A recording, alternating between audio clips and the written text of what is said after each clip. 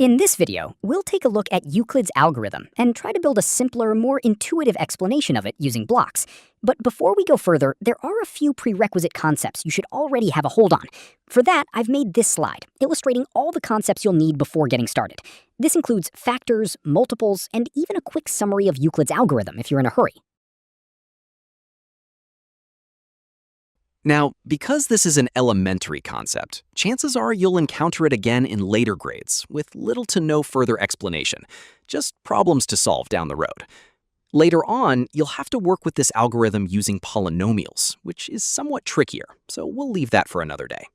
There are two instinctive methods to determine the greatest common divisor, or GCD, which work well for small numbers, but not so well otherwise. That's typically where we turn to Euclid's algorithm, and you'll soon see why. To start, say we have two numbers we want to find the GCD of, 504 and 318. We divide the larger number by the smaller one.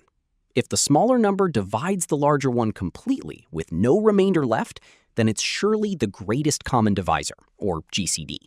Otherwise, we take that remainder, or the difference between two, and repeat the division using the previous divisor.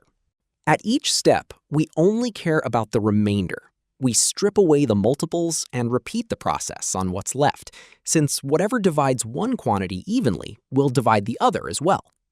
After repeating this process, we're left with the number 6, which divides the previous remainder completely with no remainder.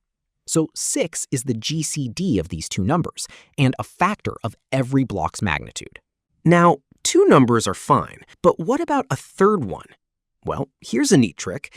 If 6 is the GCD of two numbers, it's probably the GCD of all three, so we verify this against the third number the same way. Turns out, not quite.